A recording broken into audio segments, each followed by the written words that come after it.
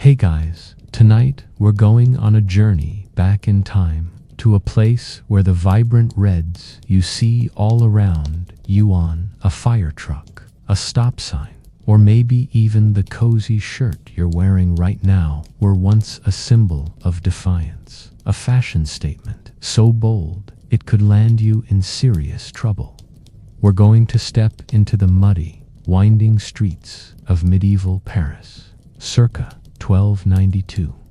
Imagine the city lights are dimming, not with a flick of a switch, but with the setting sun casting long shadows over the timber-framed houses.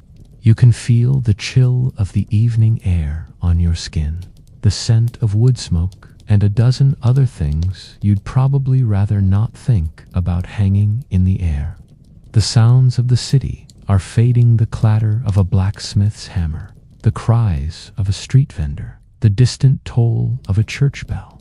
You're walking past shops that are slowly closing their wooden shutters for the night. Their wares, of course, wool and undyed linen, looking drab and muted in the twilight. Tonight, we're going to explore a moment in history that seems, on the surface, absurd.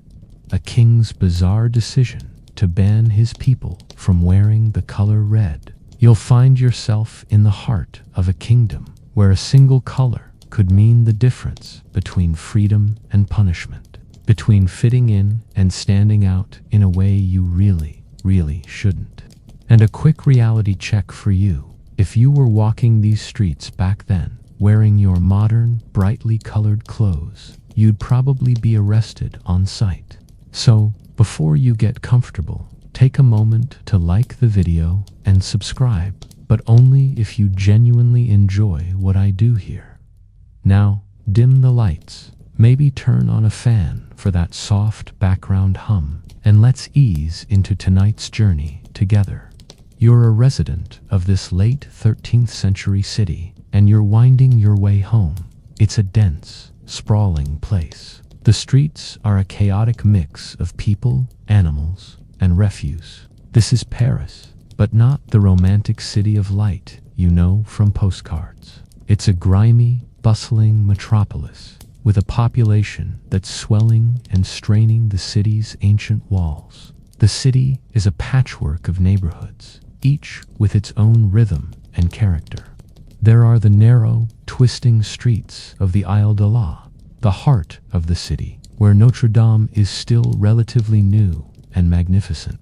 There are the bustling merchant districts on the right bank and the intellectual hub of the Latin Quarter on the left bank, where scholars debate philosophy in drafty halls. Your day has been long. Maybe you were a baker, a weaver, or a scribe. The evening descends, and you're just trying to get home for a simple meal of bread and a bit of cheese, perhaps some pottage.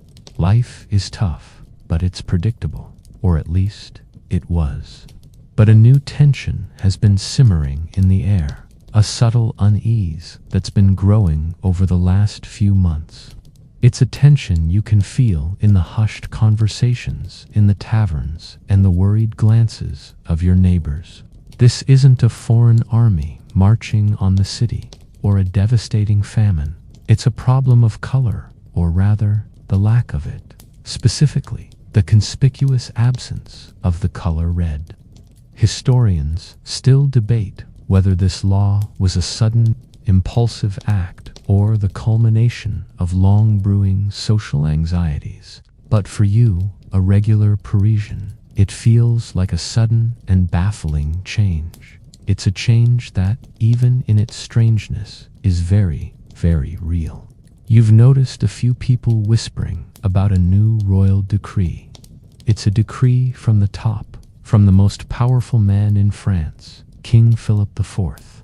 He's a man known for his stern demeanor and his iron will, a man called Philip the Fair for his handsome looks, not his sense of justice. You've seen him ride through the streets on occasion, a figure of remote power and undeniable authority. He has a piercing stare, a sense of seriousness that makes you instinctively want to straighten your back and hold your breath. And now, this same serious, powerful king has decided to turn his gaze not on foreign wars or rebellious barons, but on something as seemingly trivial as the color of people's clothes. You pass by a tavern, and through the open door, you catch a snippet of a conversation. Someone is complaining about the cost of cloth now that certain dyes are no longer an option. Another is grumbling about the fact that they can no longer wear their favorite doublet. It seems ridiculous, this obsession with a color. But for Philip, it's not about fashion. It's about order. It's about power. And it's about the very fabric of society itself. As you walk, you can't help but notice the world around you starting to look a little less vibrant.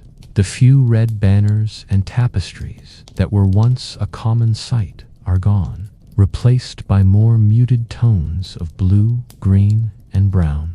It's as if a filter has been applied to your city, draining it of one of its most striking hues. But this is just the beginning. The decree is about to be officially announced, and its true impact will soon become clear to everyone, including you. The king has spoken, and his word, no matter how strange, is law. The reason for this bizarre new law, you see, comes down to a man you've just glimpsed in passing. Philip IV, or Philip the Fair, is not a man to be trifled with. He's known for his steely gaze, his sharp legal mind, and a singular focus on consolidating power, no matter the cost. His reign is one of immense change for France, a time when the feudal system is beginning to creak and groan under the weight of a new, more centralized monarchy. Philip is a king who wants to be in charge of everything, from the smallest coin to the most powerful noble. He's a micromanager with a crown, you might say, and his reach is long. But what could possibly motivate such a serious, focused monarch to care about the color red? It's a question you'd probably be asking yourself as you settle down for the night, the image of his stern face still lingering in your mind. You see, for Philip, red isn't just a color, it's a symbol. It's a sign of immense wealth and power, and its symbolism goes back centuries. In Roman times, the most powerful and wealthy figures, the emperors and senators, wore togas with red or purple stripes. This was a direct, visual signal of their status. The color was rare and expensive, and therefore it was reserved for those at the top. The Catholic Church, too, embraced this symbolism. Cardinals, the princes of the church, wore scarlet red robes as a sign of their authority and their willingness to shed blood for the faith. The Pope himself often wears red shoes. So, from the very top of the secular world to the very pinnacle of the spiritual world, red has been a signal, a billboard that shouts, "I am important, I am powerful, I am wealthy." And Philip, the king, the man who saw himself as the ultimate source of power in his kingdom, felt that this signal needed to be regulated. He wasn't the only one.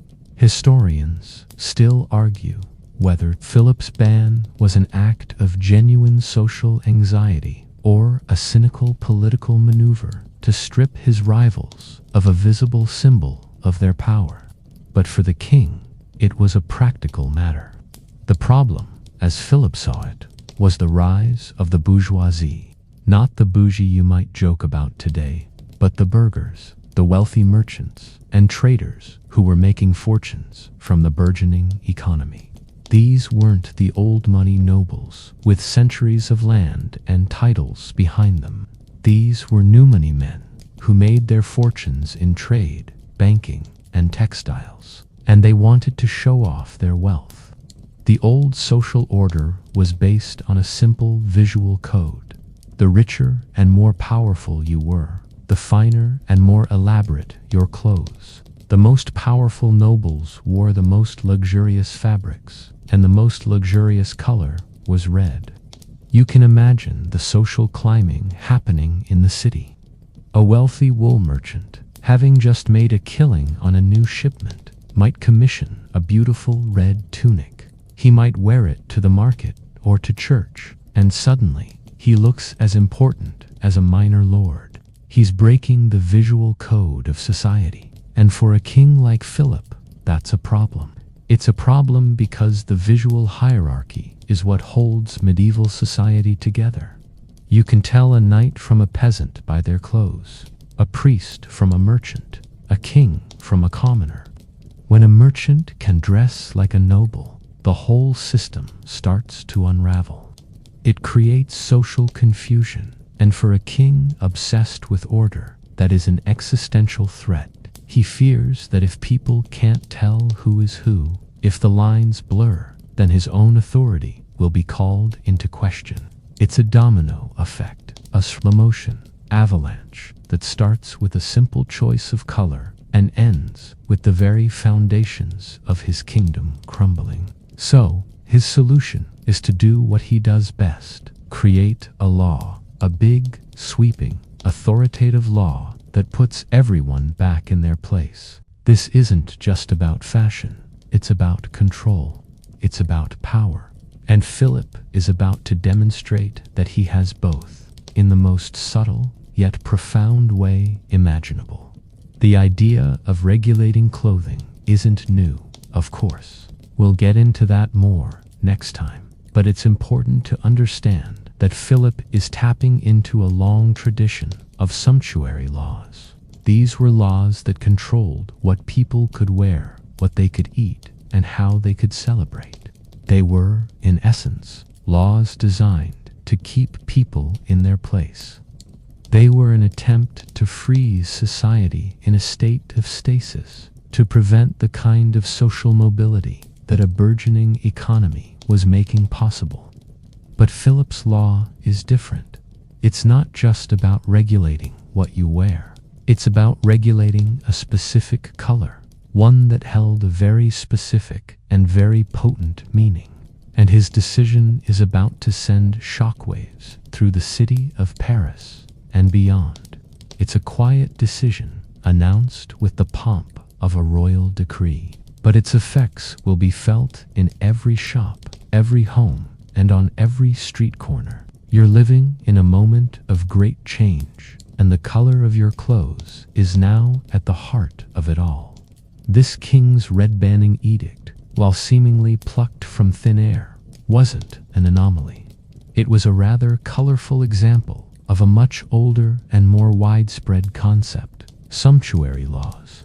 These were laws designed to regulate consumption and, in doing so, reinforce social hierarchies.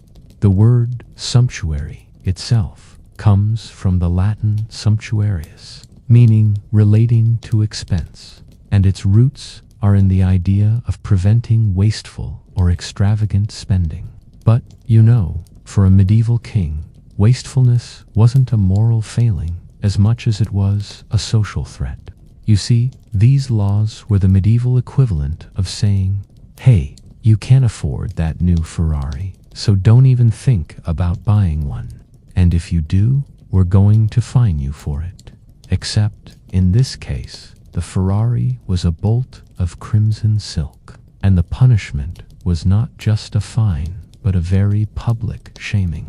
The history of sumptuary laws is long and fascinating, a history of rulers trying to use legislation to control a society's appearance. The ancient Romans had laws to regulate everything from the size of dinner parties to the amount of gold a woman could wear. They wanted to maintain the old Roman virtues of simplicity and modesty, and to keep the wealthy from flaunting their riches too openly. In ancient China, during the Tang dynasty, there were elaborate rules about what colors, materials, and styles of clothing could be worn by different classes of people. The emperor and his court wore yellow, a color so exclusive it was a symbol of imperial power. If you were a commoner, you were stuck with drab, muted tones. It was a visual shorthand for your place in the world. You'd never mistake a peasant for a prince, which was precisely the point. This same logic, this same desire for social order is what's at play in Philip IV's France. The sumptuary laws were a way of saying, know your place. They were a conservative force, a way of pushing back against a changing world. And the world, as we've established, was changing rapidly. The new merchant class was a disruptive force. They had the money to buy things that were once reserved for the nobility. They could afford a feast with exotic spices, a finely wrought silver buckle, or, most importantly, a brilliant red tunic. This was a direct challenge to the visual authority of the nobility, who for centuries had used their appearance to broadcast their power. A knight in rusty armor and a count in a beautiful red cloak looked very different. But if a wealthy merchant could afford the same red cloak, suddenly the count wasn't so special. And this is where Philip steps in. He's not just making a new law. He's part of a grand tradition of social regulation. Historians still debate whether these laws were actually effective or were mostly symbolic gestures. Did they really stop the wealthy bourgeoisie from dressing extravagantly? Probably not entirely. People are clever, and they always find ways to get around the rules. But the laws did serve a purpose. They made a public statement. They told everyone, from the lowliest peasant to the richest merchant, that the old ways were still in charge. They reinforced the idea that society was a fixed hierarchy, with the king at the very top, and that anyone who tried to climb too fast was breaking the rules. And this particular law, the one you're living under right now, is a particularly potent example, because it's not just about fabric. It's about a color that had a very special, almost magical meaning. You're walking home from the market, and you see a noblewoman, a countess perhaps, in a dark blue gown trimmed with fine lace. It's elegant, but it's not red. The absence of that vibrant color is what makes it so notable. You think about the aha moment for Philip. He saw a commoner looking a little too grand and decided he had to put an end to it. It's a testament to the power of a simple color. Remember that crocodile dung sunscreen from our Ancient Egypt series? The use of an unusual ingredient for a purpose we still use today. Well, this is a similar kind of weird, wonderful, historical quirk. A king getting so bothered by a color that he makes it illegal. It's a gentle reminder that the past is full of little absurdities, things that make us chuckle, but also reveal the deep-seated anxieties of the people who lived them. Philip IV was a king of immense power, but even he felt threatened by a piece of red cloth. And now, you're living in the strange, muted world he created.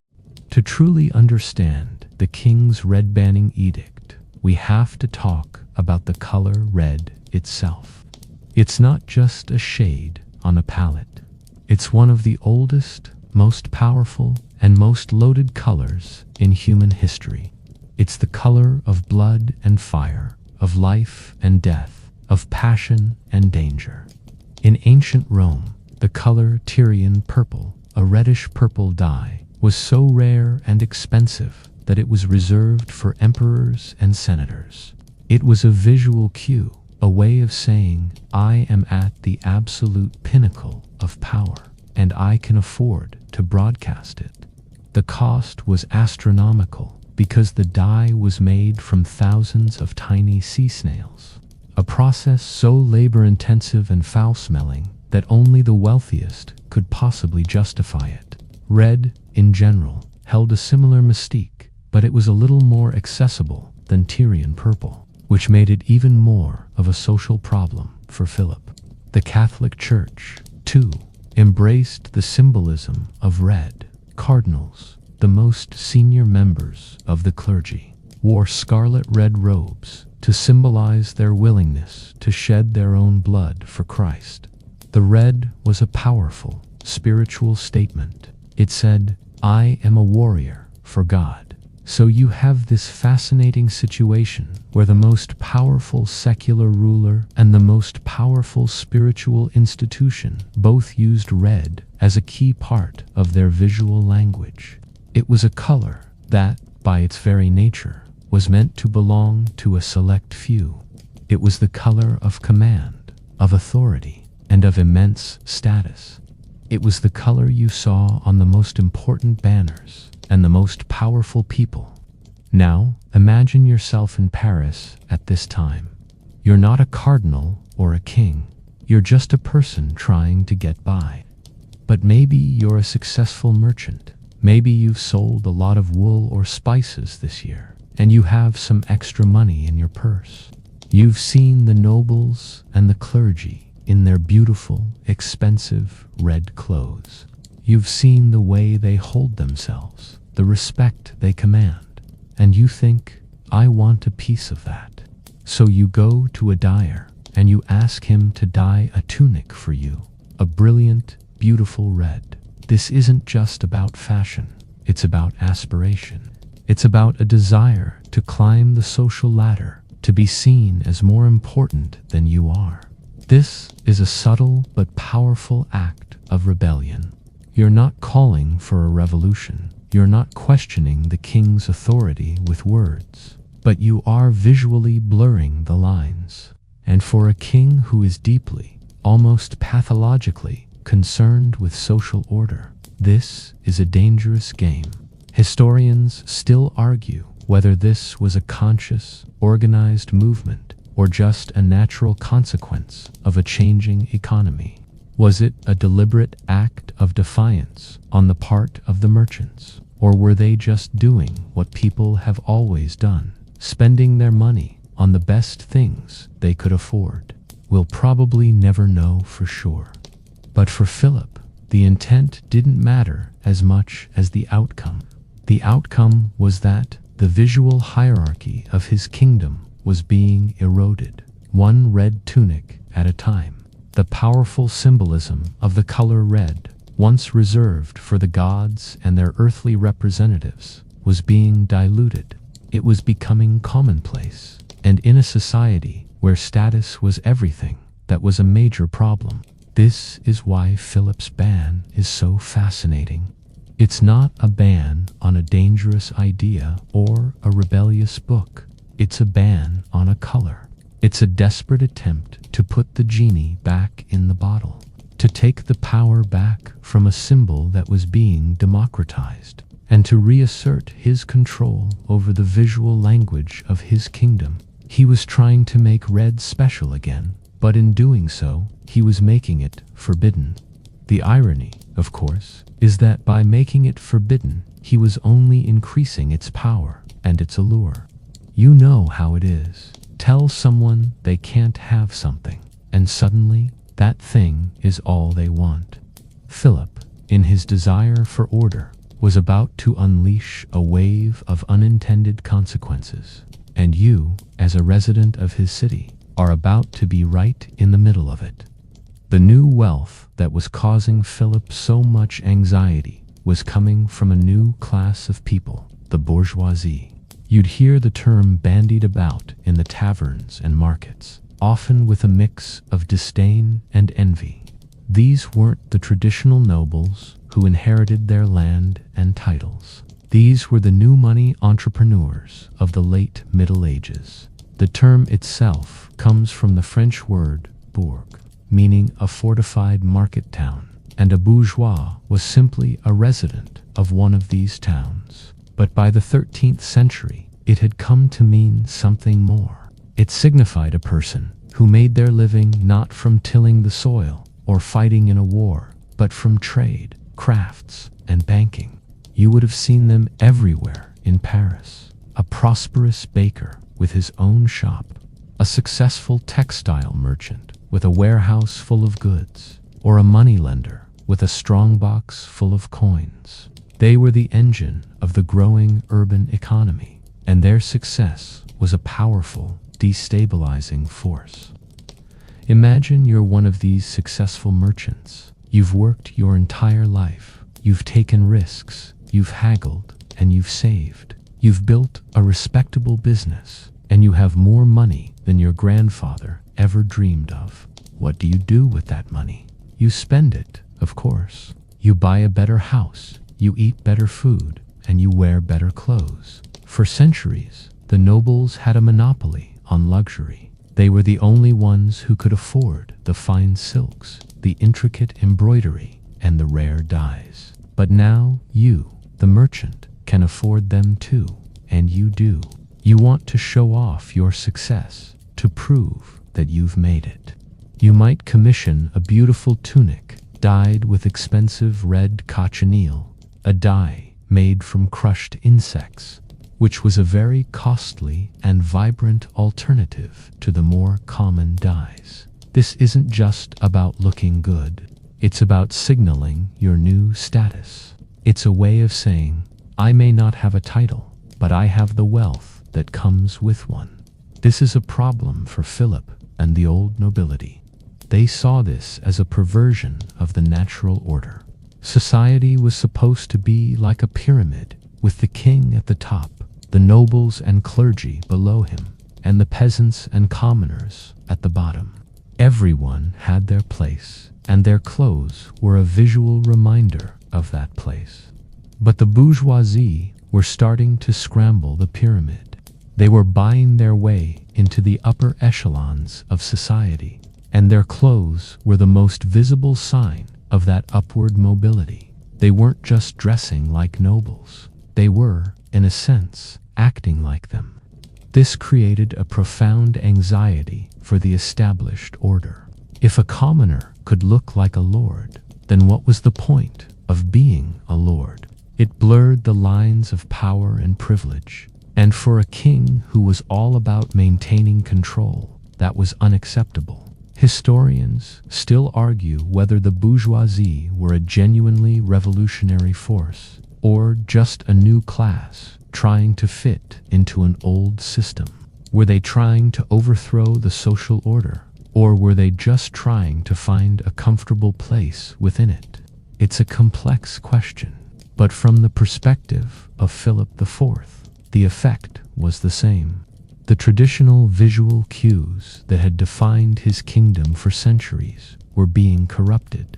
He saw the brightly colored clothes of these new money merchants as a challenge to his authority, a symbol of a society that was becoming too fluid, too unpredictable. And Philip was a king who detested unpredictability. He was a man who wanted everything in its proper place, everything in its proper color. So, in an act that was both a continuation of old traditions and a response to new anxieties, Philip IV decided to use the law to put things right. He would target the most visible and potent symbol of this new wealth, the color red. It was a simple, elegant, and, in its own way, brutal solution. He couldn't stop the merchants from making money, but he could stop them from wearing the fruits of that money on their backs. He would restore the old order, not with a war or a grand pronouncement, but with a simple, almost absurd edict. And you, the person living in this fascinating and confusing time, are about to hear that edict read out loud. You'll see the worried faces of the dyers, the defiant glares of the merchants, and the quiet satisfaction of the old nobility. The quiet hum of the city is about to be replaced by the murmurs of a kingdom dealing with a law that is about to change everything. The moment arrives. You're at the market, and the town crier is standing on a small wooden platform, unrolling a large parchment. He clears his throat, and the buzz of the market begins to die down, replaced by a ripple of curiosity. You've heard whispers, of course, but now it's official. The king's decree is being read aloud for all to hear. The crier's voice booms, echoing off the stone buildings, and you catch the most important words. A royal edict from His Majesty Philip IV, King of France, prohibiting the wearing of the color red by any subject who is not a member of the royal family or the highest echelons of the clergy. The decree goes on to specify that this includes all shades of red, from the deepest crimson to the lightest vermilion, whether on a tunic, a cloak, or even a simple ribbon. A murmur goes through the crowd. You see a merchant, a man you know by name, look down at his beautiful red-dyed leather belt. His face falls. You can practically see the value of his favorite accessory plummeting in real time. For a moment, there's stunned silence, and then the muttering begins. It's a mix of disbelief and annoyance. People can't believe their king is concerned with something so trivial, but they also know that a royal edict is not to be ignored. This isn't a suggestion, it's a law. The punishment, you learn, will be a fine and the confiscation of the offending item. It seems relatively light, but the public humiliation of being caught and stripped of your clothes in the street is a powerful deterrent in a society where honor and reputation are everything. You find yourself looking around at the other people in the market. The faces of the nobles, those who can still wear red, are a mixture of haughty indifference and quiet satisfaction. The law doesn't apply to them, so they see it as a way to put the upstarts in their place. The faces of the bourgeoisie are a study in frustration and anger. They've worked hard for their money, and now they're being told they can't spend it on one of the most prestigious symbols of wealth. They're being pushed back down, visually, to a lower station. The faces of the poor, like you, are a bit more complex. For you, red was a luxury you could never afford anyway, so the law doesn't affect you directly, but you can feel the tension in the air, the sense of injustice. A king who is so concerned with what people wear must not have a lot of other things to worry about. You might think to yourself, maybe with a hint of sarcasm. The immediate effect of the law is swift and visual. Over the next few weeks, the splashes of red that once dotted the city's streets begin to disappear. Red tunics are hidden away in chests. Red banners are taken down from shop fronts, and red ribbons are removed from cloaks. The city becomes a little more muted, a little more drab. It's a subtle but profound change. The vibrant reds that once symbolized life, passion, and wealth are gone, replaced by blues, greens, and the ever-present browns and grays of undyed wool. The city is a little sadder for it, a little less alive, and you can't help but notice the irony. The king wanted to make red special again, but instead he just made it invisible. The color is still a symbol of power, but now it's a hidden power. A power that you can't see, but you know is there, reserved for a few people behind the walls of a castle. It's a power that whispers instead of shouting. This ban, though, is a symptom of a larger struggle. Philip is not just banning a color. He's fighting a battle for the soul of his kingdom.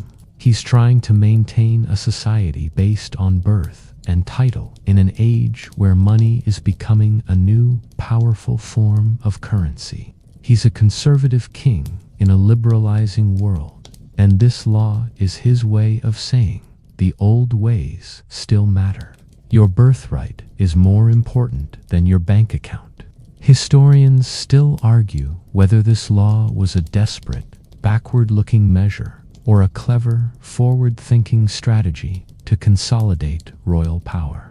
But for you, the person living under it, it's just a strange and slightly annoying law that has made the world a little less colorful. The hum of the city, which was once so vibrant, now feels a little more subdued, a little more beige, and all because of one man's obsession with a single color. The king's edict banning red clothing was a serious blow to a very specific and very important part of the medieval economy, the silk trade. You see, while red could be dyed onto a number of different fabrics, the most sought-after and expensive reds were on silk. Silk was the ultimate status symbol, a soft, shimmering fabric that came from the East and was so valuable it was often traded ounce for gold. The trade routes that brought silk from China, across Central Asia and the Middle East, and finally into Europe, were known as the Silk Roads. They were a vast, interconnected network of paths and sea lanes that brought not just goods, but ideas, religions, and diseases across continents. The demand for silk was insatiable, and it created a whole ecosystem of merchants, traders, and artisans in Europe who specialized in handling this precious commodity. In Paris, there were merchants whose entire business revolved around importing and selling silk. There were also silk weavers and embroiderers who turned the raw fabric into beautiful garments and tapestries. The color red on silk was particularly popular among the wealthy elite. It was a perfect storm of luxury, an exotic, expensive fabric combined with an expensive, prestigious color. And now, the king had effectively pulled the rug out from under them. The edict didn't ban silk itself, but by banning one of its most popular and profitable colors, it significantly impacted the demand. The merchants who had warehouses full of red silk, or who had placed orders for it, were now in a bind. They couldn't sell the goods without the risk of their customers being fined and the product confiscated. They had to either hide their stock, try to sell it on the black market, or get creative and try to re-dye the fabric, which was a difficult and often ruinous process. It was a financial disaster for many of them. Historians still argue whether Philip IV understood the full economic consequences of his edict, or if he was simply so focused on his social agenda that he didn't care. It's a fascinating question. Was he an economic ignoramus, or a king so powerful he didn't have to care? You can imagine the conversations happening in the merchants' district.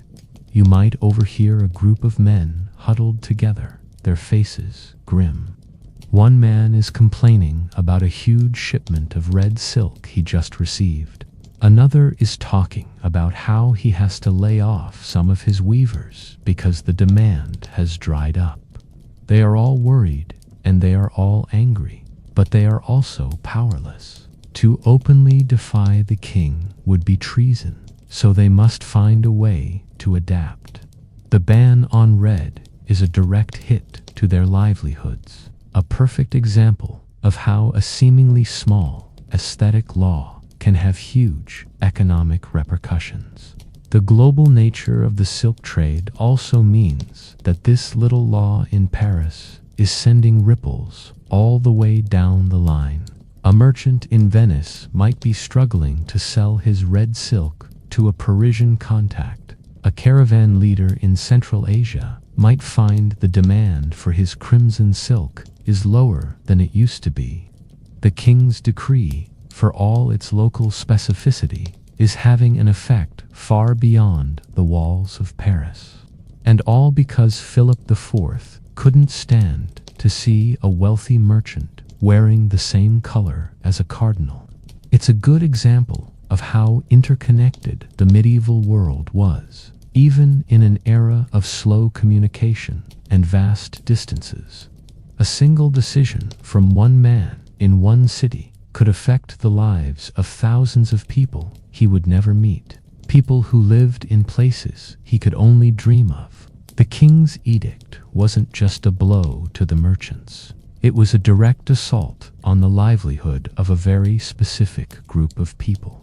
The Guild of Dyers. You see, these weren't just random guys with buckets of color. They were highly skilled craftsmen organized into powerful guilds that controlled every aspect of their trade. The Guild of Dyers, or the Corporation des Teinturiers, as they were known in French, had strict rules about apprenticeship, quality control, and pricing. They were the masters of color, and their art was a complex mix of chemistry, botany, and a whole lot of trial and error. And the most prestigious and profitable part of their trade was, you guessed it, red. Red dye, especially the vibrant, long-lasting reds, was incredibly difficult and expensive to produce. It required rare and exotic ingredients, often sourced from far-flung corners of the world. One of the most prized red dyes came from the roots of the madder plant, which produced a beautiful, earthy red. Another, as we've mentioned, came from the cochineal insect, a tiny beetle native to the Americas that produced an incredibly vibrant scarlet.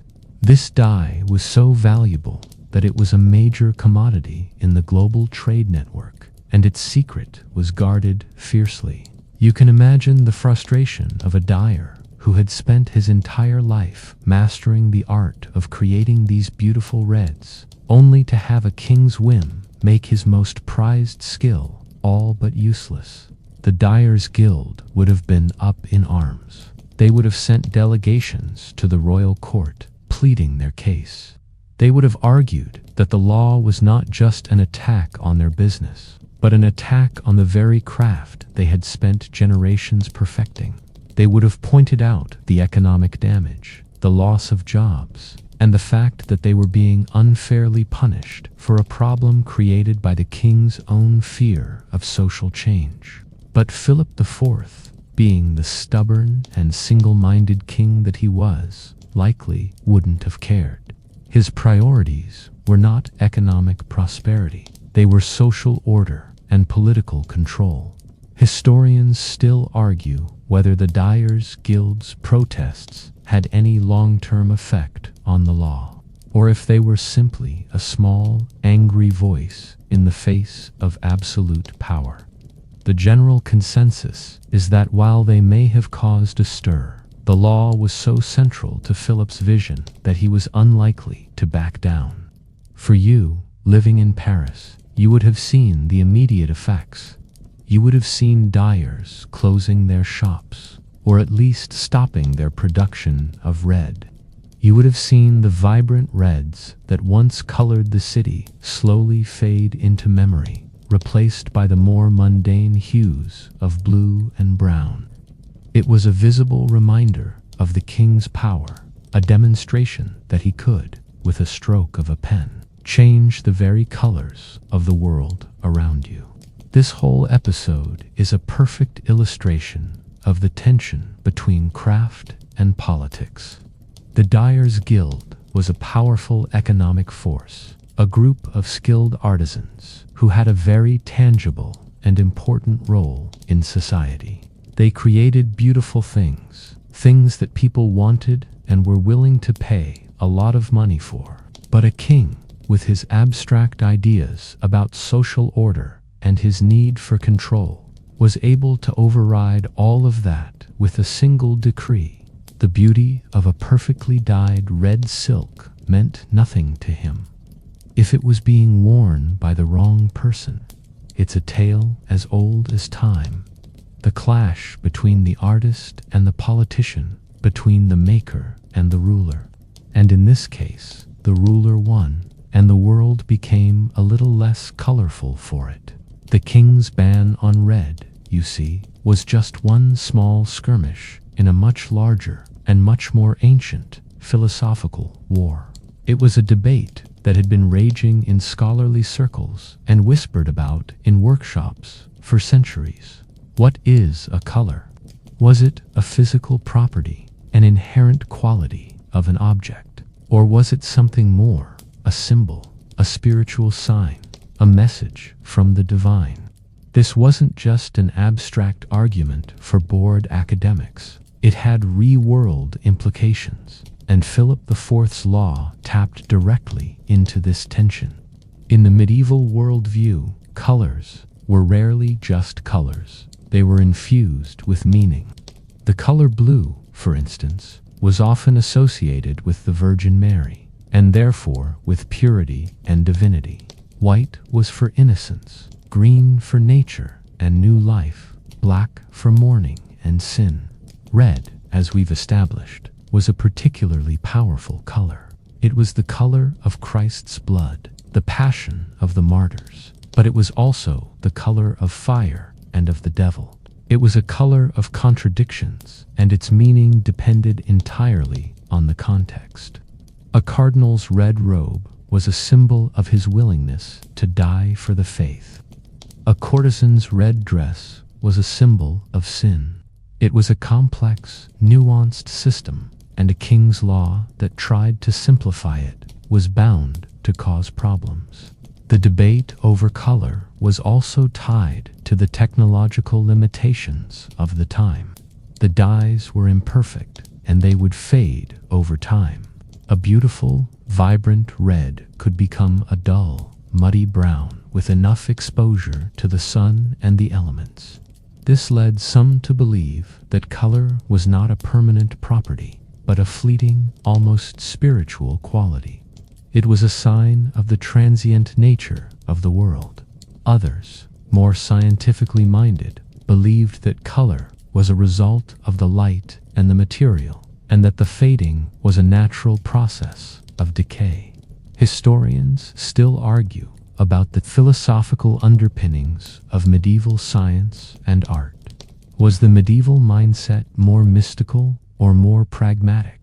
The truth is, it was a complex blend of both.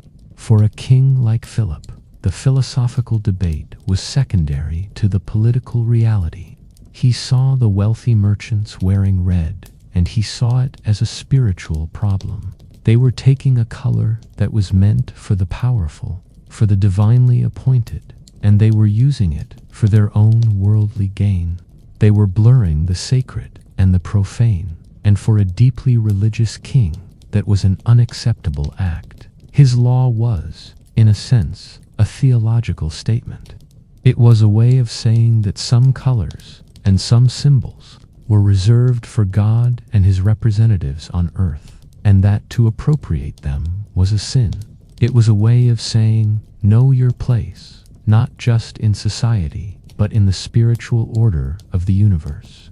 Imagine yourself as a dyer, a master of your craft. You know the science of your trade. You know which plants to use, which minerals to add, and how to create a perfect, lasting red. For you, color is a tangible, physical thing, something you can create with your own two hands. But now, the king is telling you that the color you create is a symbol, and a forbidden one at that. It's a clash of worldviews, a classic struggle between the practical and the symbolic. The dyer sees a pigment, the king sees a prophecy, and in medieval France, the king's view always wins. It's a reminder that in history, even the most mundane things, like the color of a tunic, can become a battleground for grand ideas and powerful forces. The immense value of red clothing was not just a matter of symbolism. It was a matter of cold, hard economics. The price of a red robe was astronomical, a direct result of the difficulty and cost of producing the dye. You see, the most vivid and permanent reds were not made from common plants, but from things that were rare, exotic, and often difficult to obtain. As we touched on, the most sought-after red dyes came from things like the madder root, which was a labor-intensive crop, or from the cochineal insect, a tiny beetle that lived on cacti in the Americas. Yes, that's right. A tiny little bug was responsible for some of the most beautiful and expensive red cloth in all of Europe. The cochineal dye, known as kermes in Europe, produced a brilliant scarlet that was highly prized.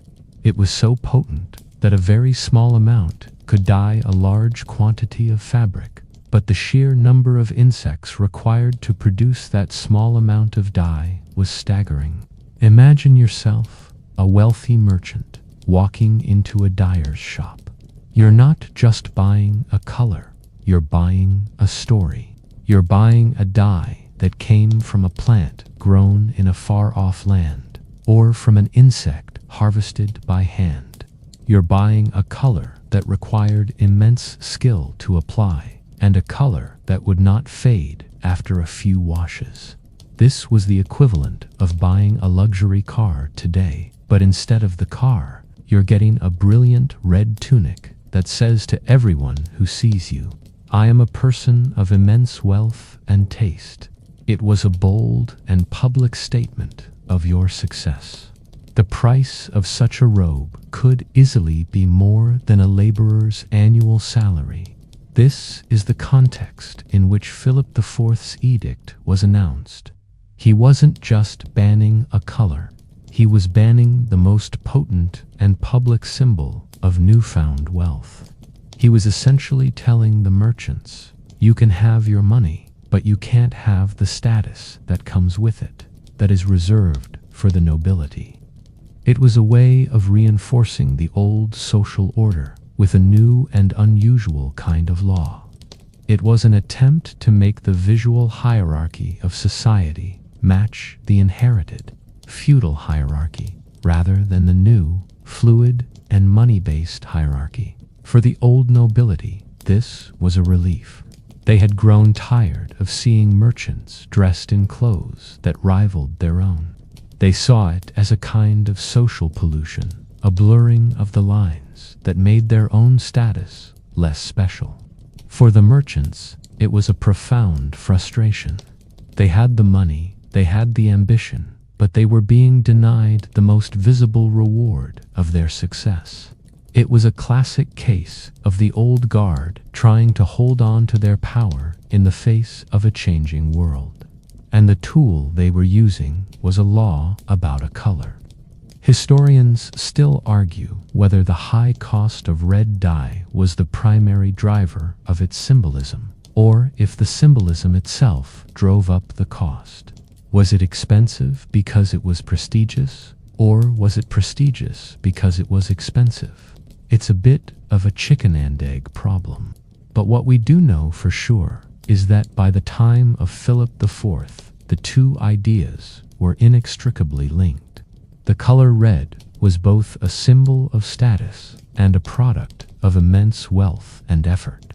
By banning it, Philip was trying to sever that link, to make sure that the status of his kingdom was based on birth, not on what a person could afford to wear.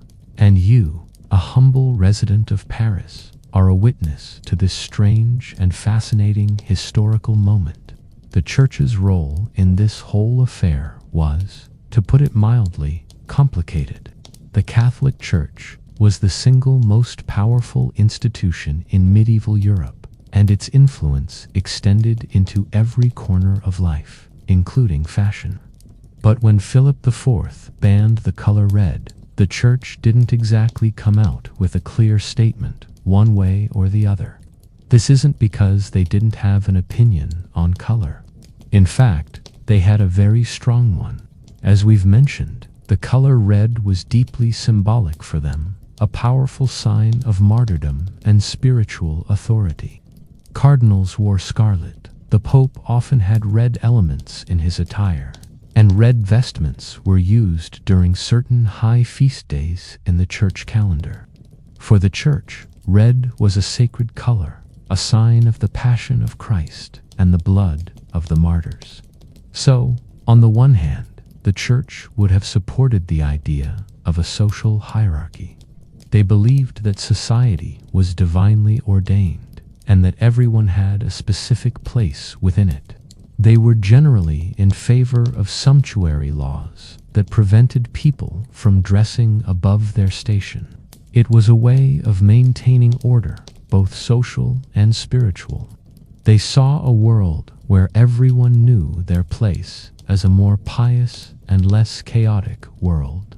They would have looked at a wealthy merchant in a red tunic and seen a man trying to play God, trying to usurp a symbol that was not meant for him. But on the other hand, the church also saw itself as a universal institution, one that transcended the earthly squabbles of kings and kingdoms.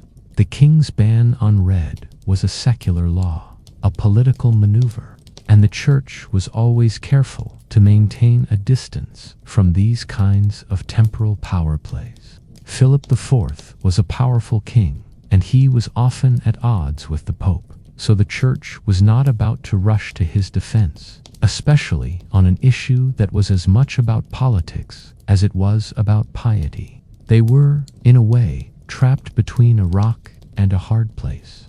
They agreed with the spirit of the law that red was a special color that should be reserved for special people. But they were hesitant to give their full-throated support to a king who was trying to consolidate his own power at the expense of others. Historians still argue about the nuances of this relationship. Did the church privately support the king but publicly remain neutral? Or were they genuinely ambivalent, seeing both the benefits and the drawbacks of such a law? We can never know for sure, but we can look at the outcomes. The church was able to continue using red in their own ceremonies, as the king's law specifically exempted the highest echelons of the clergy. This was a clever bit of political maneuvering on Philip's part, a way of giving a nod to the church and getting their tacit approval without giving up any of his own power. It was a deal. The church could keep their sacred red, and the king could ban the secular red of the bourgeoisie. Everyone got a little of what they wanted, and the merchants were the ones who were left with nothing. For you, a humble Parisian, the church's silence on the matter would have been a sign of their complicity. The priests and bishops in the city continued to wear red, a constant reminder that for some, the rules were different. It was a perfect example of the hypocrisy of the medieval world, where laws were often for some people and not for others. The power of the church, combined with the power of the king, created a society where the color of your clothes was not just a matter of taste, but a matter of divine and royal law. It was a strange and confusing time, and you're just trying to make sense of it all. You're a Parisian living under this new law, and the world has subtly changed. The visual landscape is different. You walk through the streets, and you notice the absence of red in a way you never would have before. A baker's wife who used to wear a beautiful crimson ribbon in her hair now wears a simple blue one. A merchant who once displayed a small red banner outside his shop now has a plain, uncolored one.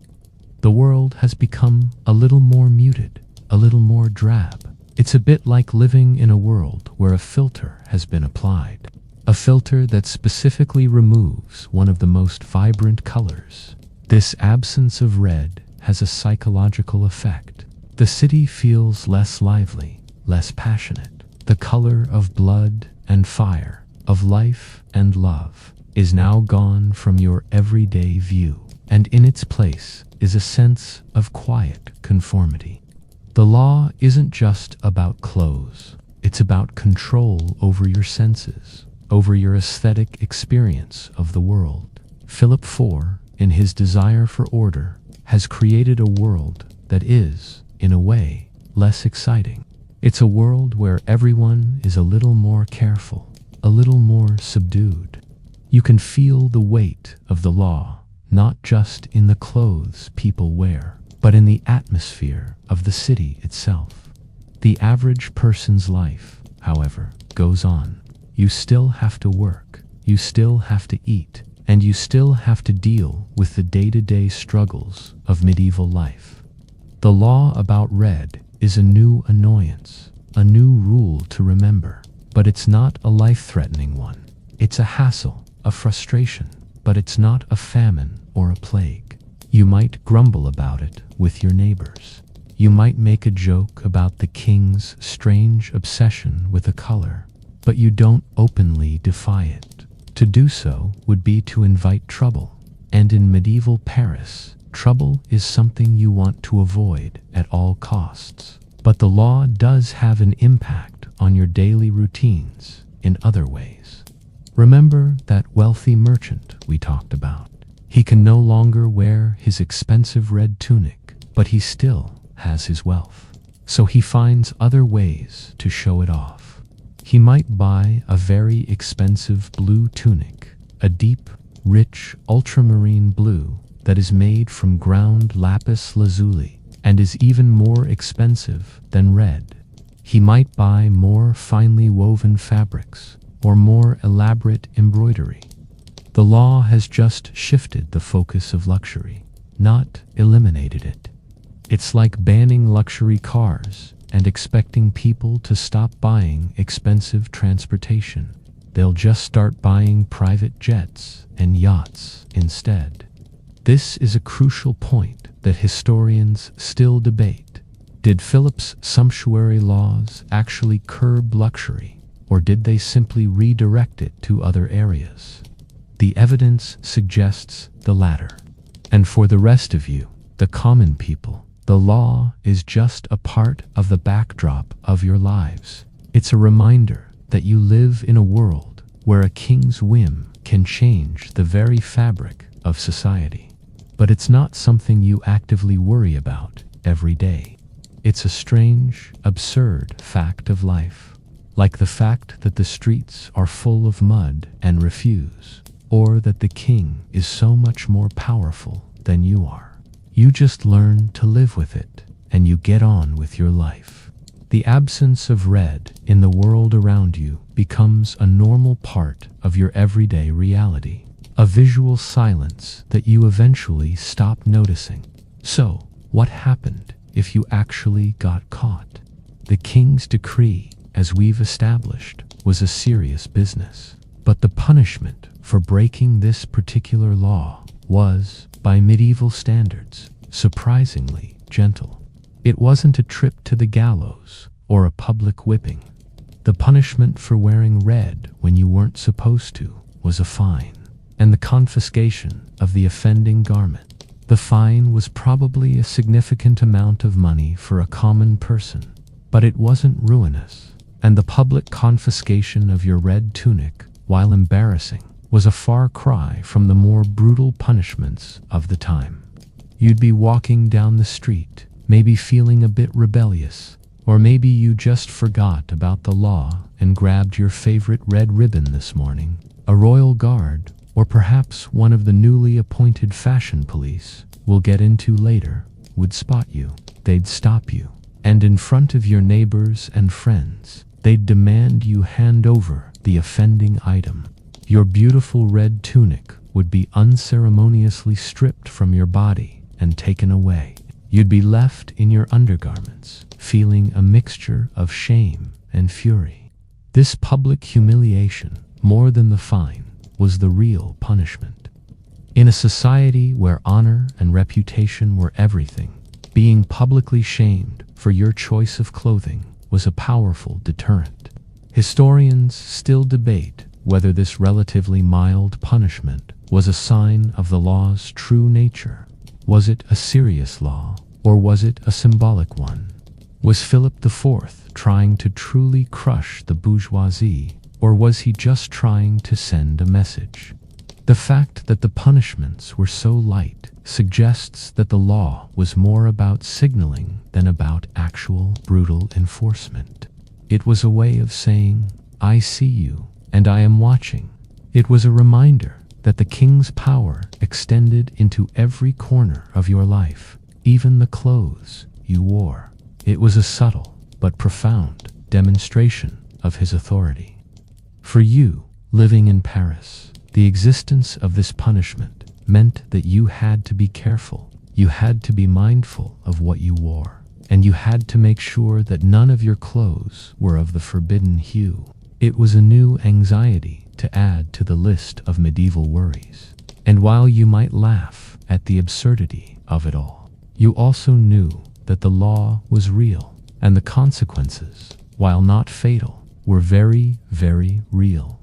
It was a daily reminder that you were not in control of your own life, that a king's whim could change everything. And so, the streets of Paris became a little less vibrant, the colors became a little more muted, and a new kind of social anxiety was born. An anxiety about clothes and colors and what they said about your place in the world. And all because a king felt threatened by a piece of red cloth. It's a testament to the power of symbolism and the power of a king who was willing to use that symbolism to his own advantage. With the official channels for acquiring red cloth now either closed or highly restricted, a new and predictable phenomenon began to emerge: the underground red market. You can't tell people they can't have something without them wanting it even more. Human nature, in a nutshell. This isn't just a quirky side effect of the law. It's a testament to the power of supply and demand. Even in a society ruled by a king's whim, the red market was a shadowy, whispered about network of merchants and dyers who were willing to risk the king's punishment for the promise of profit. Imagine you're a wealthy merchant and you're just itching for a red tunic. You don't want to wear a boring blue or a mundane brown. You want a color that shouts success, and now that red is forbidden, it shouts it even louder. So you start asking around in hushed tones in the back alleys of the city. You find a dyer who's willing to do the work, but his prices are exorbitant. He's taking on a huge risk. After all, he has to source the madder or cochineal dye secretly, do the dyeing in a hidden workshop, and then get the finished product to you without being caught. The price is not just for the materials and the labor. It's for the risk, for the secrecy, for the privilege of owning something forbidden. This black market for red clothing created a whole new kind of tension in the city. You'd see people on the streets, and you'd have to wonder, is that person a noble, or are they a merchant who's broken the law? Is that a legal red banner, or is it a sign of defiance? The lines were once again becoming blurred, but this time, not by the king's tolerance, but by the people's rebellion. It was a passive-aggressive form of protest, a way of saying, your law is stupid, and we are going to ignore it. Historians still argue about the scale of this black market. Was it a small, fringe movement, or was it a widespread phenomenon that made the king's law a joke? The truth is probably somewhere in the middle. It likely wasn't a revolution, but it was a consistent and nagging reminder that a king's power, while absolute on paper, was often less so in practice. The underground red market also had a social consequence. It created a new kind of social signal. If you wore red, you weren't just saying you were wealthy. You were saying you were wealthy and rebellious. You were flaunting not just your money, but your defiance of the king. It was a bold statement, and one that required a certain amount of bravery, or maybe just a certain amount of hubris. It's a testament to the human spirit's desire for self-expression, even in the face of absolute authority. For you, a humble resident of Paris, the black market for red was a source of both gossip and fear. You'd hear stories about people who got caught, about their clothes being torn from their bodies, and their money being confiscated. But you'd also hear stories about people who got away with it, and you'd see them walking around, their forbidden red clothing a beacon of subtle rebellion. It was a constant reminder that the world was not as simple as the king wanted it to be. His law had not created a world of order and conformity, but a world of secrets, whispers, and a vibrant, hidden defiance. The king's ban on red, while a real and serious law, also became the stuff of legend. You see, the human mind loves a story, especially a story about a little guy standing up to a big, powerful authority. And so, a folk tale began to circulate in the taverns and marketplaces of Paris. A story known as the Legend of the Red Hood. It's a classic tale of defiance, and you would have heard it whispered in hushed tones. A story told to remind people that not everyone was willing to bow to the king's strange new law. The story goes something like this. There was a young man, a humble tailor, who lived on the outskirts of the city. He wasn't rich, but he was a master of his craft, and he loved the color red more than anything. He believed it was the color of life, of passion, and of the human heart.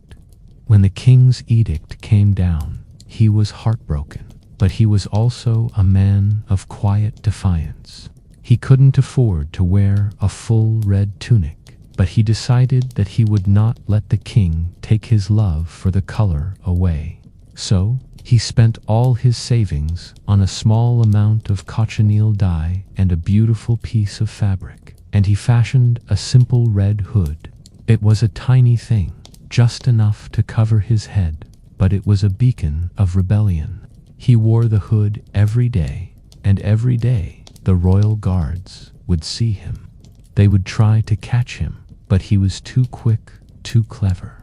He knew all the back alleys and secret passages of the city, and he would always manage to slip away.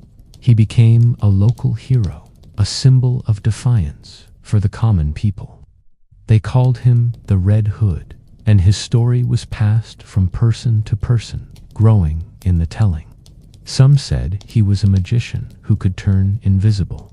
Others said he had the speed of a gazelle. The truth, of course, was probably much more mundane, but that didn't matter. What mattered was the story.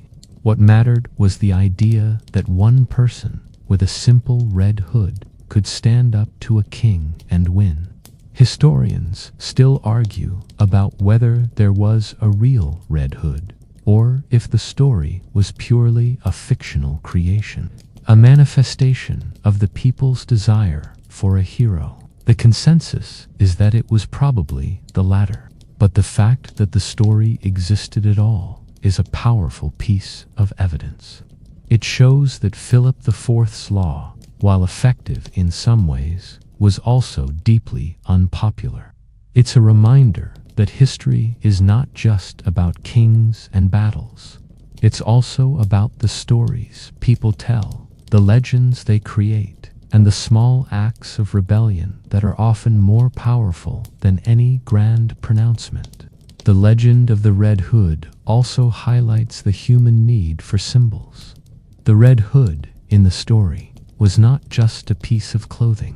It was a symbol of freedom, of individuality, and of the right to choose. It was a symbol that said, "I am my own person, and no king can tell me what to wear." And in a world where everyone was being told what to wear, that was a powerful and dangerous idea.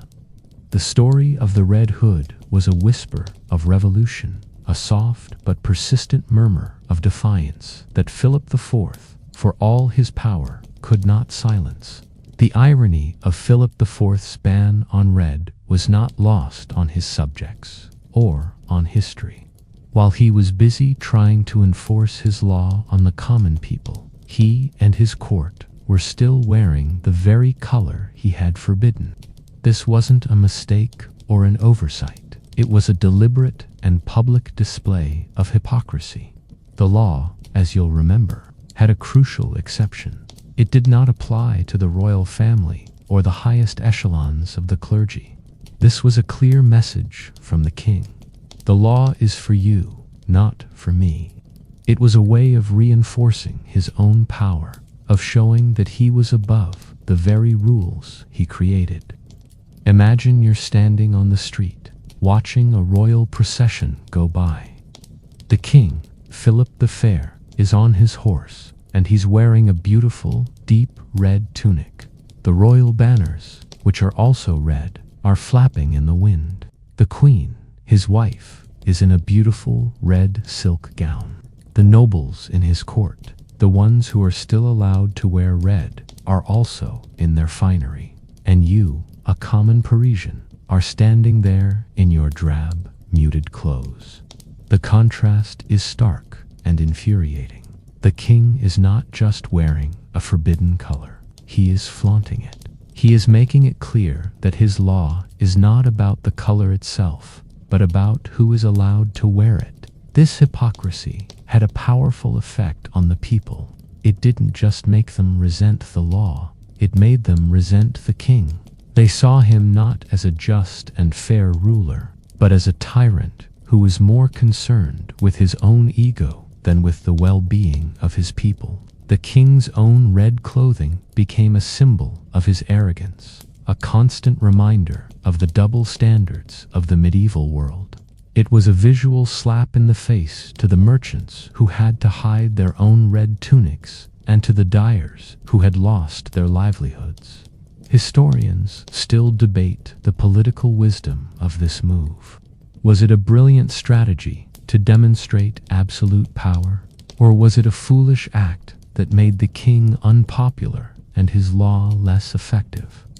The truth is, it was probably a bit of both. On the one hand, it was a very clear and very public way of saying, I am the king, and I can do what I want. It was a show of strength, a way of reinforcing the idea that the king's power was absolute. But on the other hand, it created a huge amount of resentment. It made people feel like the law was unfair, and it encouraged them to find ways to get around it. The underground red market, the legend of the Red Hood, and the general feeling of frustration that you're living with were all, in some way, a direct result of the king's hypocrisy. For you, the Parisian, the king's red clothing was a constant source of quiet anger. You couldn't say anything, of course. To speak out against the king would be treason, but you could think about it. You could see the injustice of it all, and you could feel the slow burn of resentment building up inside you. The king had created a law that was meant to bring order, but he had, in his own arrogance, created a law that was full of chaos and hypocrisy. To fully appreciate the absurdity of the king's edict, you have to understand just what went into making a vibrant red dye in the 13th century. This wasn't a simple process of dipping a cloth in a bucket of color. This was an ancient and complex art. The most common and popular red dye was made from the root of the madder plant, a common plant found throughout Europe. But getting the red out of the root was no easy feat. The roots had to be dug up, cleaned, and then ground into a fine powder. This powder was then boiled in a large vat of water, and the fabric was left to simmer in the resulting liquid for hours, sometimes even days. The process was incredibly labor-intensive and required a great deal of skill. The dyer had to know the exact temperature of the water, the exact amount of powder to add. If they got it wrong, the red would turn a dull brown, or it wouldn't take at all. They also had to use other ingredients, like alum, which was a mordant substance that helps the dye to stick to the fabric. All of this was done in workshops that were hot, smelly, and full of vats of boiling water. It was not a glamorous job, but it was a very skilled one. And then there was the holy grail of red dye cochineal, or, as it was known then, kermes. This dye, as we've mentioned, came from a tiny insect that lived on cacti. The insects had to be harvested by hand, dried, and then crushed into a powder. The red that came from this powder was so vibrant and so permanent that it was worth more than gold. To create a beautiful red silk robe, a dyer might have to use thousands of these tiny insects, all of which had to be sourced from far-off lands and traded along the Silk Road. The cost and effort were astronomical. Imagine yourself as a dyer, a master of this difficult and ancient art. You've spent your entire life perfecting your craft. You know the secrets of the madder root, the nuances of the cochineal insect. You can create a red that is as vibrant as a sunset, a red that will not fade for 100 years. You are a craftsman, an artist, and then a king, a man who knows nothing about your craft, who knows nothing about the plants or the insects or the boiling vats, comes along and tells you that your art is forbidden. It's not just a blow to your livelihood, it's a blow to your pride. It's a reminder that in this world, a king's whim is more powerful than a lifetime of skill. Historians still argue about the true cost of these dyes in the 13th century. Was a red robe truly worth more than a laborer's annual salary, or was that an exaggeration? The answer is probably yes, it was. The cost of the materials, the labor, and the skill required to produce a beautiful, lasting red made it a true luxury item. And for a king to ban such an item, to make it a symbol of his power and control, was a powerful act.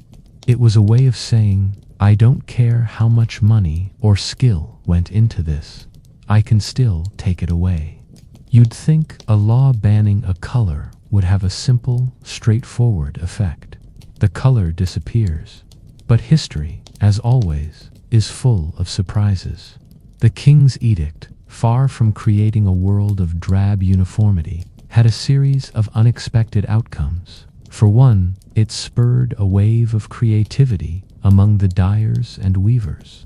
They couldn't make red, but they still had to make a living.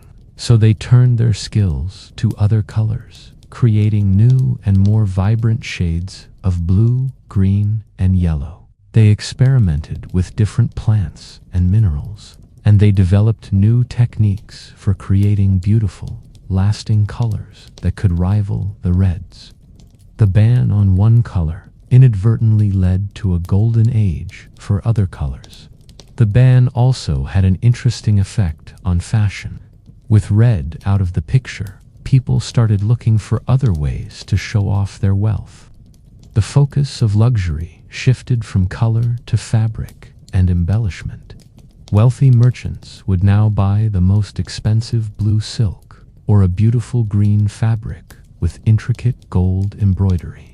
They would commission more elaborate cuts and styles, and they would wear more expensive jewels. The law didn't curb luxury, it simply redirected it. The sumptuary laws, in a way, just made people more creative about how they showed off. Historians still argue about whether this was a failure of the law's original intent. Did Philip IV really want to curb luxury, or did he just want to make sure that red was reserved for him? It's a fascinating question, and the answer is probably a bit of both. The ban also created a new social dynamic.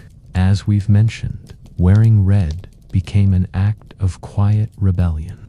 But even for those who didn't dare to wear the forbidden color, the ban created a new kind of social signal.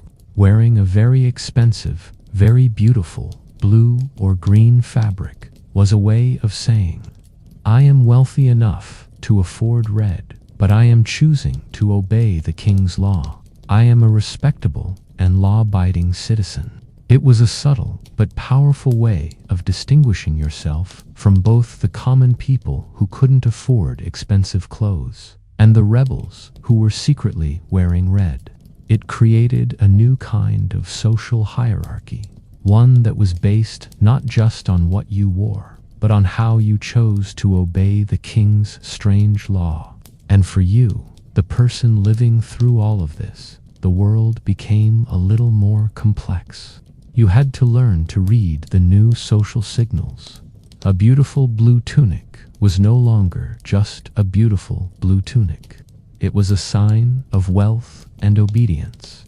A plain brown tunic was a sign of poverty, but also a sign of a person who was not a threat to the king. The world, in a way, became a little more difficult to navigate, and all because of a single, strange law. The king, in his desire for order, had created a world of unintended consequences. A world that was, in its own way, just as complicated and chaotic as the one he had tried to replace. All laws, no matter how grandly they are announced, have a lifespan, and Philip IV's Red Edict was no exception. The law, which had caused so much stir in its day, began to fade away after his death in 1314. His successors, who were more concerned with foreign wars and internal rebellions, had less time and inclination to worry about the color of people's clothes. The political and social anxieties that had driven Philip to create the law had begun to wane, and the focus of the monarchy shifted to more pressing matters. The law wasn't officially repealed. It just slowly faded into obscurity, a forgotten quirk of a bygone era. The decline of the edict was a gradual process.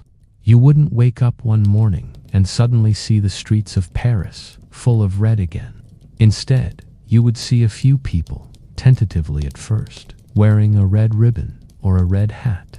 Then, as time went on and the punishments for wearing red became less and less frequent, more and more people would start to wear the color again. The red would slowly creep back into the visual landscape of the city, first in small splashes and then in larger waves. The old dyers, if they were still alive, would have dusted off their old recipes for cochineal and madder, and the demand for their skills would have slowly returned. The fading of the law is a good example of how power works in history. A king can make a law, but he can't make it stick forever.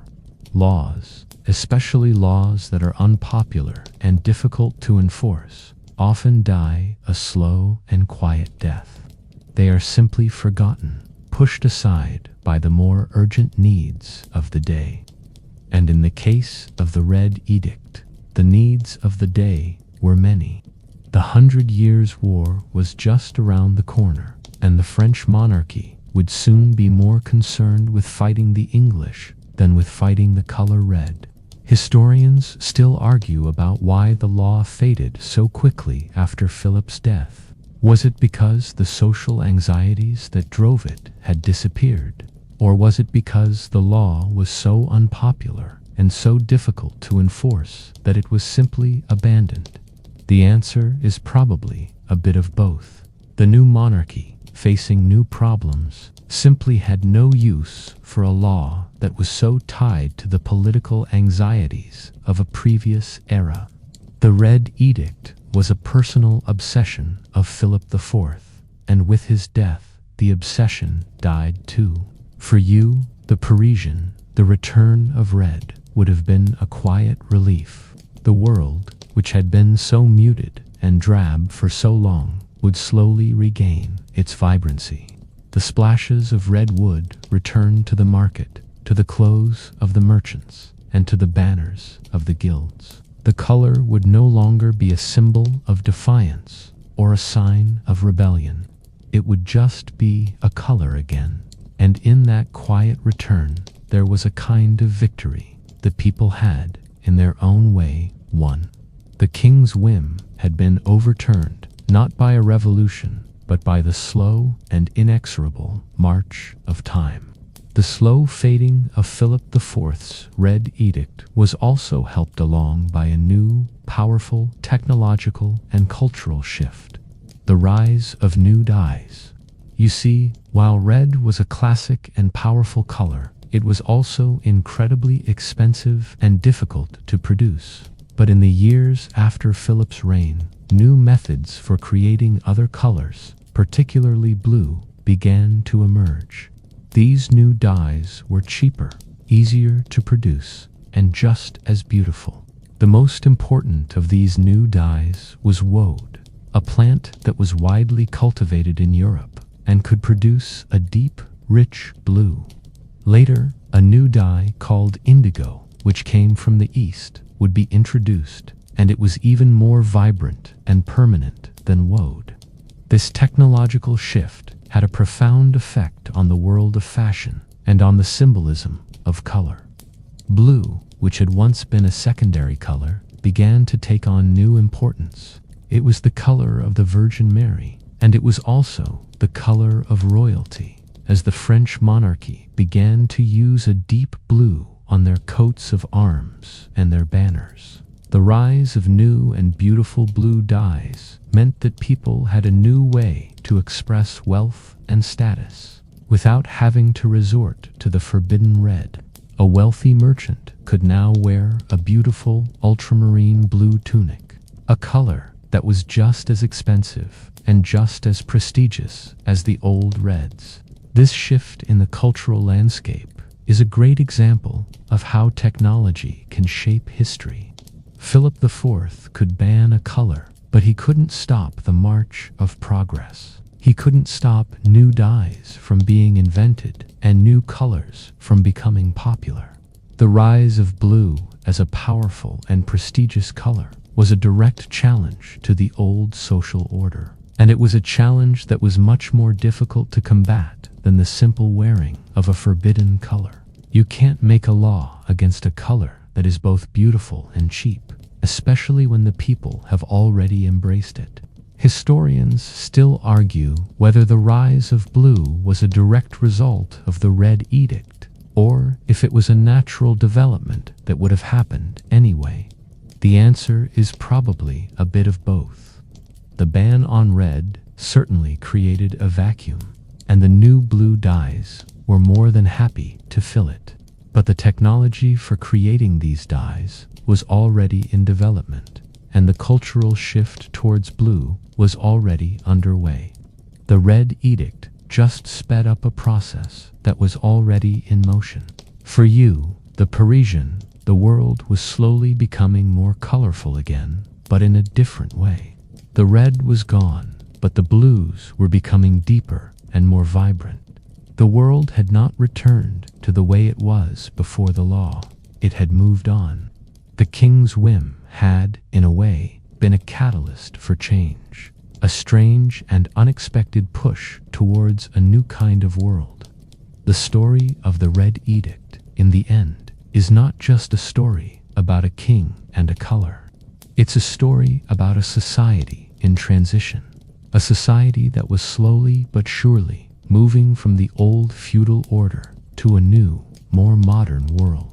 The legacy of Philip IV's sumptuary law is not found in its lasting success, but rather in the way it influenced later French fashion and social regulation. While the Red Edict itself faded, the idea behind it did not. The French monarchy and the aristocracy would continue to use sumptuary laws for centuries to come, all in an effort to maintain the old social hierarchy. The goal was always the same: to make sure that a person's clothes were an accurate and undeniable reflection of their social status. These laws, like Philip's, were a constant battle against the changing tides of fashion and the rise of new wealth. They were a bit like a game of whack-a-mole, where every time a new fashion trend or a new fabric emerged that blurred the lines of social class, the government would try to whack it down with a new law. For example, in the 16th century, another set of sumptuary laws was passed in France, this time targeting things like silk, lace, and elaborate embroidery. The idea was to curb the extravagance of the wealthy merchant class, who were once again using their money to dress like the nobility. These laws were also, for the most part, a failure. People would always find new and creative ways to get around them, whether by using a different kind of fabric or by just ignoring the law altogether.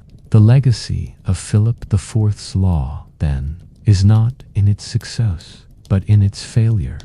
It showed later rulers that you could not legislate social change, and that trying to do so was often an exercise in futility.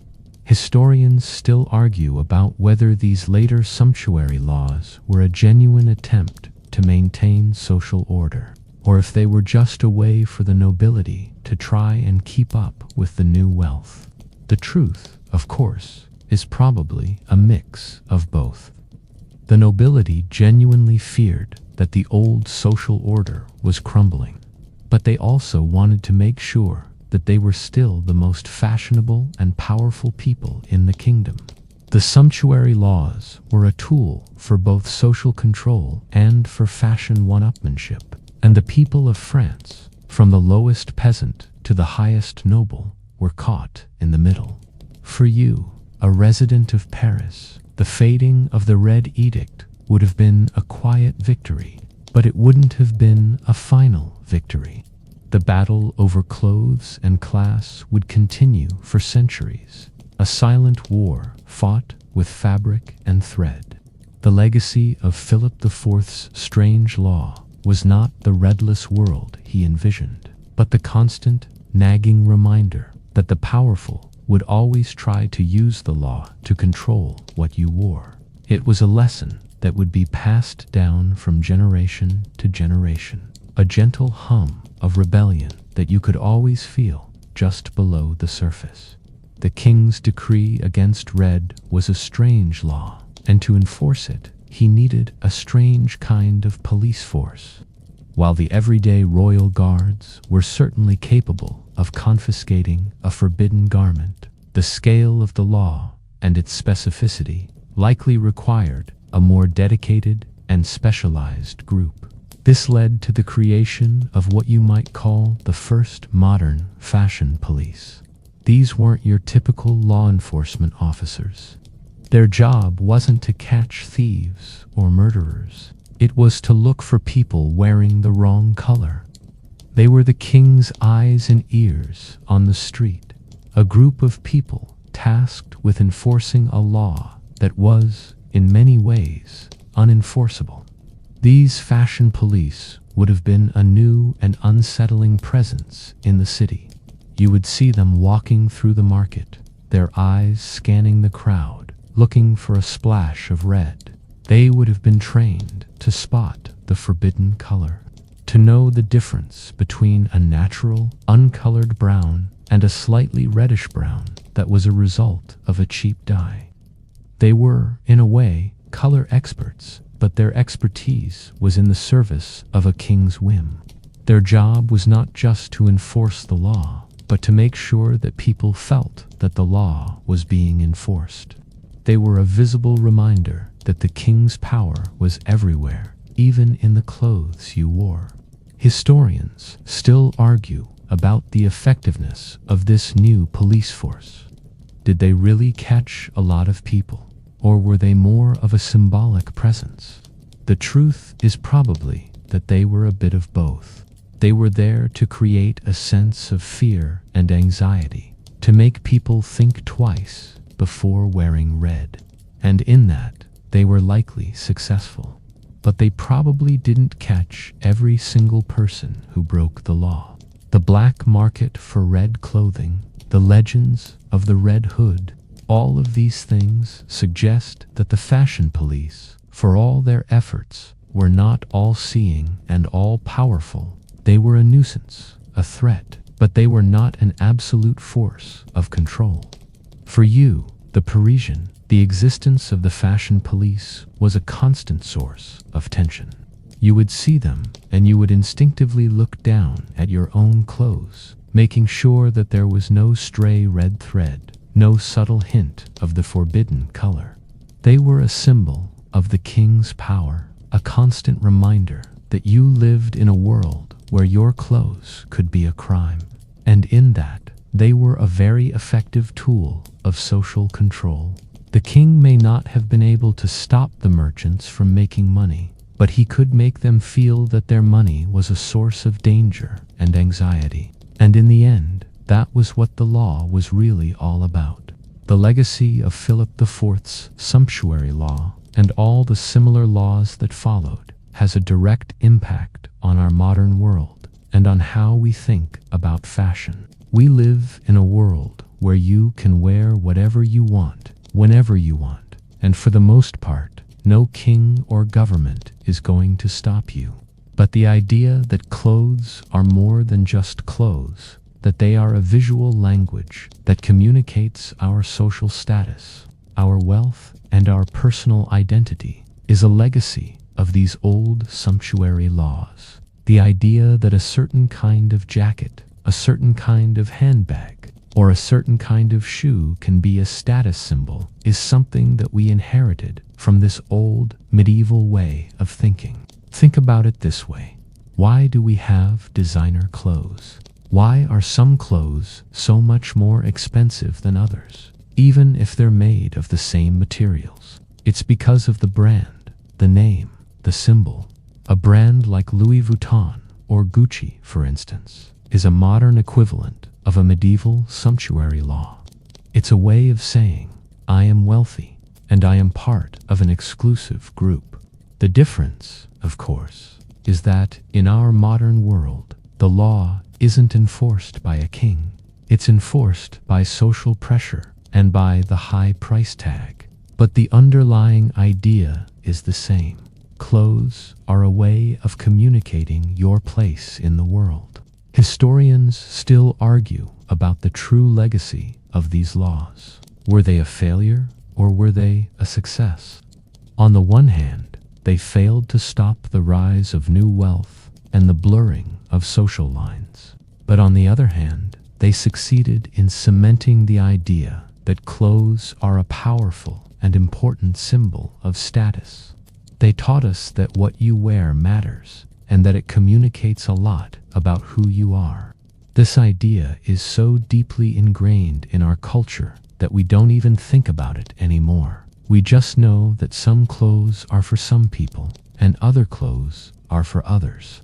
For you, a person who lives in a world of fast fashion and endless choices, the story of Philip IV's Red Edict is a reminder that this freedom is a relatively new thing. For most of history, the clothes you wore were not a choice. They were a command. They were a sign of your place in the world. And to deviate from that sign was a dangerous and rebellious act. The story of the Red Edict is a reminder that our modern world, for all its chaos and complexity, is built on the ruins of an old world that was, in its own way, just as strange and fascinating. The color red, which was once a symbol of the king's power and of the forbidden rebellion of the bourgeoisie, would go on to have a long and storied history in France.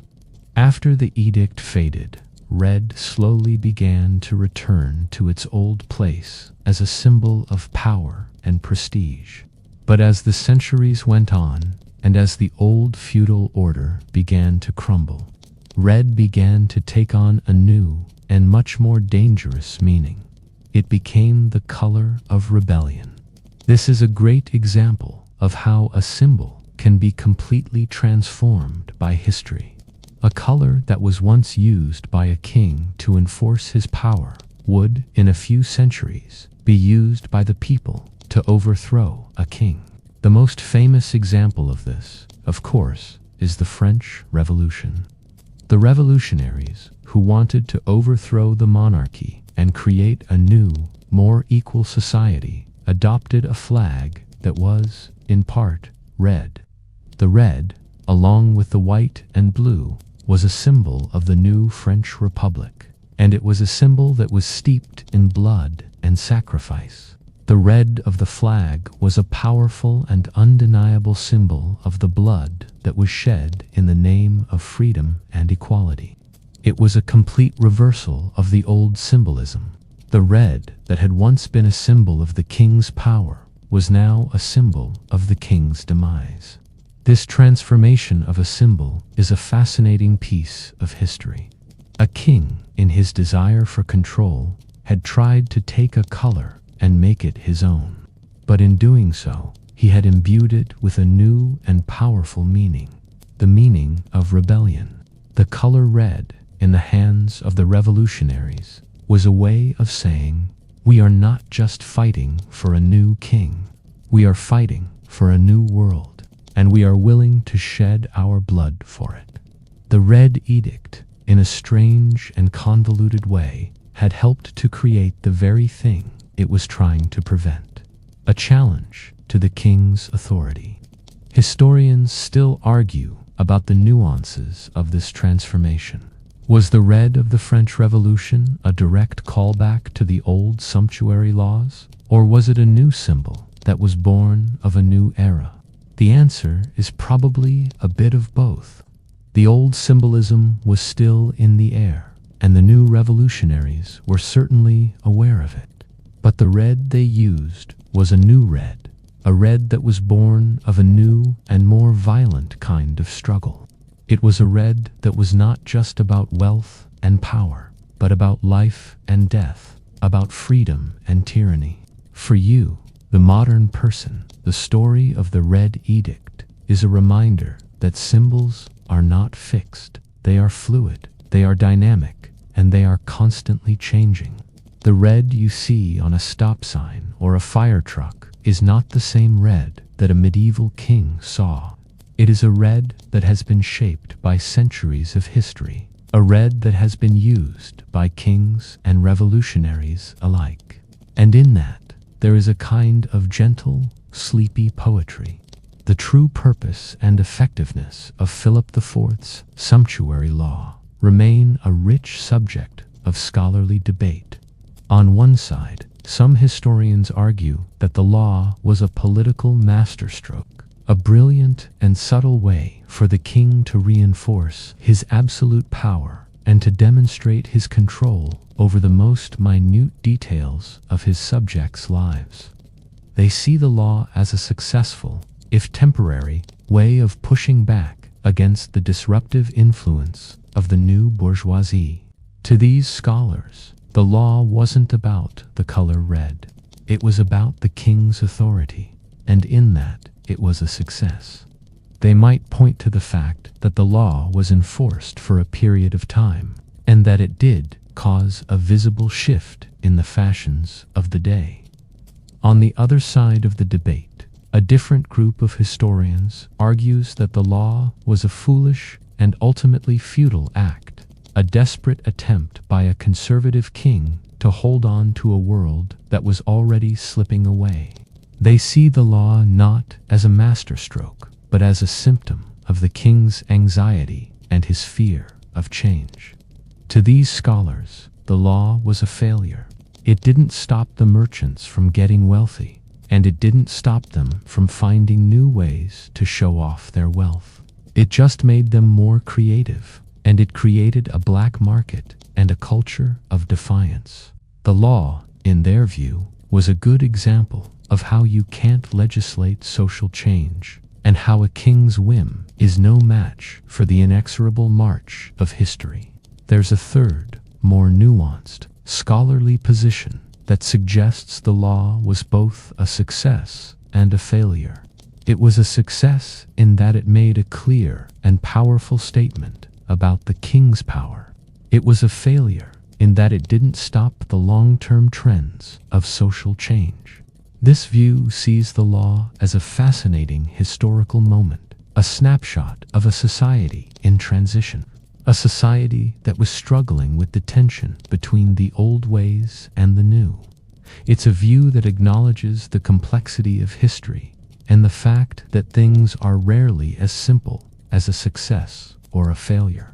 For you, a person who is trying to fall asleep to this story, the debate is a gentle reminder that history is not a series of simple facts. It's a series of questions, of arguments, and of different ways of seeing the world. The story of the Red Edict, like all good history, is not a story with a neat and tidy ending. It's a story that is still being told, a story that is still being debated, and a story that is, in its own way, still alive. And in that, there is a kind of gentle, sleepy beauty. King Philip IV, The man who gave us the Red Edict was a powerful and formidable ruler, but he was also a mortal one. His life, which had been so consumed with consolidating power and imposing order, came to an end in 1314. His death was, in some ways, as quiet and as strange as his life had been. He died after a hunting accident, a fall from his horse, an ignominious end for a king who had so carefully controlled every aspect of his kingdom. With his death, the fate of his unusual color law was sealed. His successors, his 3 sons, were not like him. They were more interested in fighting wars and in living lavishly, and they had little time or inclination for the kind of micromanagement that had defined their father's reign. The political and social anxieties that had driven Philip to create the law had begun to wane, and the focus of the monarchy shifted to more pressing matters. The law wasn't officially repealed. It just slowly faded into obscurity, a forgotten quirk of a bygone era. It's a classic example of how a law can be so tied to the personality of a ruler that it dies with him. The end of the Red Edict was not a moment of great celebration or a grand pronouncement. It was a slow and gradual return to normalcy. You would start to see a few people, timidly at first, wearing red again. A merchant might wear a red tunic to the market, and when he wasn't punished, others would follow suit. The dyers would slowly start to bring back their old recipes, and the red would slowly creep back into the visual landscape of the city. The king's whim had been overturned, not by a revolution, but by the slow and inexorable march of time. Historians still argue about the end of Philip's reign. Was his death a tragic accident, or was it a sign that his time was up? The truth is, it was probably a little of both. He was a king who was obsessed with control, and in the end, he was unable to control his own fate. His death, like his life, was a powerful reminder that even the most powerful kings are still just men, and that their power is often fleeting. The story of the Red Edict, in the end, is a story about a king who tried to control the world, and in doing so, created a world that was even more uncontrollable than the one he had tried to replace. With the death of Philip IV, the world began to return to a new kind of normal. The king's strange obsession with the color red faded into the realm of historical oddities, and the people of Paris slowly began to reclaim their right to choose their own colors. The red, which had been so carefully banished, began to re-emerge, but it was a different kind of red. It was no longer just the symbol of the king's power or the clergy's piety. It was also a symbol of defiance, a quiet reminder of a time when a king tried to legislate what people wore. The red that returned to the streets was a red that had a story to tell, a story about a king who lost a battle with a color. The red that returned was a red of a new era. It was a red that was part of a new, more complex visual language. It was a red that was no longer just for the nobles. It was for anyone who could afford it, and who was willing to wear it. It was a red that was both a symbol of wealth and a symbol of freedom. The merchants, who had been so frustrated by the ban, could now wear their beautiful red tunics without fear of punishment. The dyers, who had been so hurt by the law, could now proudly practice their craft again. The world, which had been so muted for so long, had finally regained its full spectrum of color. Historians still argue about the final, long-term impact of the Red Edict. Did it really change anything? Or was it just a temporary blip on the screen of history? The truth is, it did change something. It changed the way people thought about clothes, about color, and about the power of a king. It was a strange and absurd law, but in its strangeness and absurdity, it revealed something fundamental about the human spirit's desire for freedom and self-expression. It revealed that a king could not, in the end, control the very colors of the world around him. And so, as we come to the end of our journey, I want you to imagine the world after the Red Edict. The streets of Paris are full of color again. The reds are back, but they are mixed with beautiful blues, vibrant greens, and cheerful yellows. The world is a little more vibrant, a little more alive, and in the quiet hum of the city, there is a gentle, sleepy hum of history, a hum that reminds us that even the most powerful kings are no match for the slow and inexorable march of time. Now, as you settle deeper into your pillow, let the final images of this peculiar time fade away. The mud-caked streets of Paris, the stern face of Philip the Fair, the beautiful, forbidden red of a merchant's tunic, dough. They are all just memories now, part of the gentle tapestry of history we've unraveled together tonight. Let the quiet hum of the fan and the darkness of the room be your only companions. The history is done for the night. You've been a wonderful listener. Sleep well.